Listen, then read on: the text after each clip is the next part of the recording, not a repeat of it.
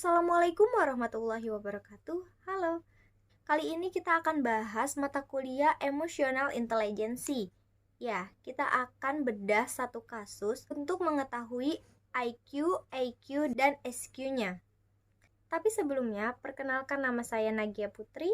Saya dari Universitas Pancasakti, Fakultas Ekonomi dan Bisnis, Program Studi Manajemen S1, mata kuliah Emotional Intelligence dengan dosen pengampu Dr. Insinyur Sugeng Prayetno, SH, SE, MM.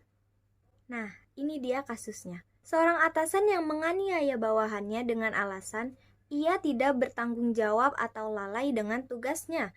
Karena itu, atasan sangat marah hingga tanpa sadar melakukan kontak fisik hingga memukulnya.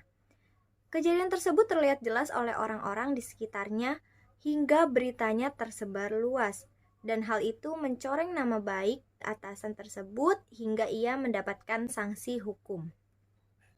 Oke, sekarang kita akan bedah kasus yang tadi. Kalau dilihat dari kecerdasan intelektualnya, seorang atasan yang pastinya memiliki pendidikan tinggi dan juga pengetahuan yang luas seharusnya dapat berpikir dulu sebelum bertindak karena ia tahu betul sebab dan akibatnya. Dan untuk bawahannya, seharusnya ia bisa siap siaga selama jam bekerja berlangsung karena ia memiliki tanggung jawab atau kewajiban yang harus dijalankan. Kalau kita lihat dari segi kecerdasan emosional, saat atasan tersebut marah, harusnya ia lebih baik meredahkan marah itu terlebih dulu, baru ia menegurnya. Dan saat menegurnya, jangan di depan umum, karena itu bisa memalukan si bawahan tersebut dan juga termaksud tanpa sadar memalukan diri sendiri.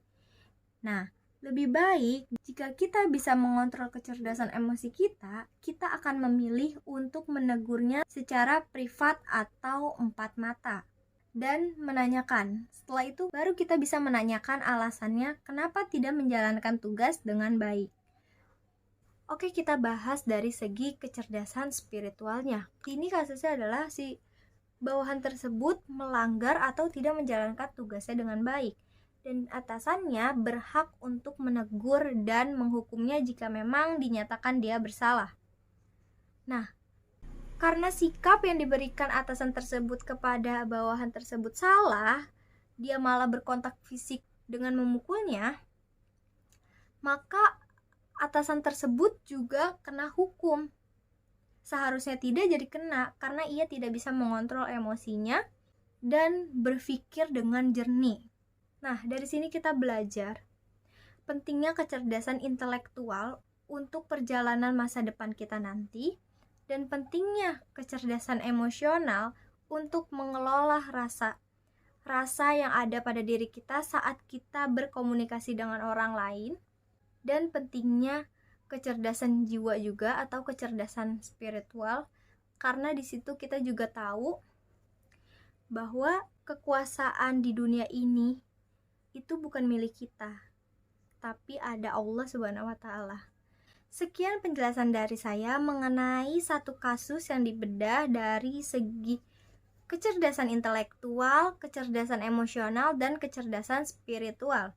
Semoga kita bisa belajar dari satu kasus ini untuk kehidupan kita sehari-hari dan kita bisa menghindari hal-hal yang seharusnya tidak kita lakukan dan kita bisa terus meningkatkan hal-hal yang harusnya kita lakukan, hal-hal positif yang terus kita bisa lakukan untuk kebaikan diri kita sendiri yang utama dan lingkungan di sekitar kita.